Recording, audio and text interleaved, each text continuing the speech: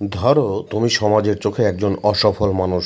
Corporate দুনিয়ার মোটা salary বা জাঁকালো পদবি তোমার পরিচয় নয়। ব্যাংকে নেই মোটা অঙ্কের ব্যালেন্স, শহরের অভিজাত এলাকায় নেই জমির মালিকানা। নতুন যে দামি গাড়ি বাজারে এসেছে সেটা নিয়ে তোমার কোনো আগ্রহ নেই। রিলেশনশিপের নামে জটিলতা ছাড়া কিছুই আসেনি জীবনে। ভালো পোশাক কেনার আগে দুবার ভেবে দেখতে হয়। মায়ের মুখে নেই গর্বের হাসি, বাবা গলায় তুলে বলতে পারেন না আমার ছেলে বড় অফিসার।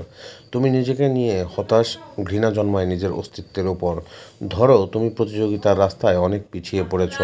সহপাঠীরা বিদেশে উচ্চশিক্ষা নিচ্ছে, কেউ বড় কোম্পানিতে চাকরি পেয়েছে, কেউ বা সংসার গুছিয়ে সুখে আছে। আর তুমি অসংগঠিত জীবন, অস্থির আত্মবিশ্বাস, ধোঁয়াটে ভবিষ্যৎ নিয়ে এক কোণে বসে আছো। তবে এখানেই কি শেষ? এখানেই কি জীবনের মানে? না, জীবন মানে শুধুই বড় চাকরি, গ্ল্যামার বা টাকা না। জীবন মানে অনুভব করা, একটা রোদেলা সকালে বারান্দায় বসে চায়ের কাপ হাতে গান শোনা, সমুদ্রের ঢেউয়ে মন হারিয়ে ফেলা, বৃষ্টিতে ভিজে মনটা হালকা করে নেওয়া।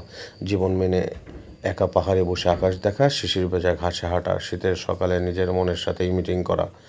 জীবনের সফলতার মাপকাঠি এক একজনের কাছে এক এক রকম। কেউ সারা জীবন অফিসের চেয়ারে বসে বড়লোক হয়ে গেলেও মনে শান্তি পায় না।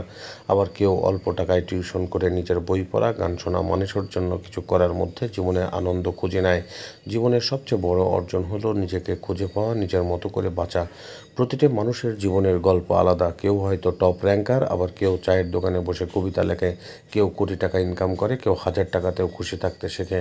সফলতার সংজ্ঞা এক একজনের কাছে এক এক রকম। সবচেয়ে বড় সফলতা হলো নিজেকে ভালোবাসা।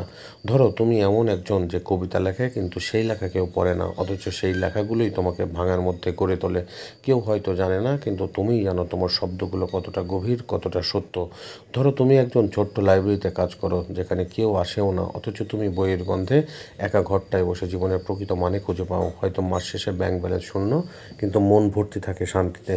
ধরো তুমি একজন শিক্ষার্থী, যাকে সমাজ বলে ব্যর্থ কারণ তোমার সিজিপিএ কম। তুমি জীবনের চমৎকার শ্রোতা, একজন ভালো বন্ধু, একজন অসাধারণ স্বপ্নদ্রষ্টা। তাই তুমি যদি ভালোবাসো সমুদ্র, তবে যাও দাঁড়াও তার সামনে, জোরে চিৎকার করো, কান্না করো, আবার হাসো।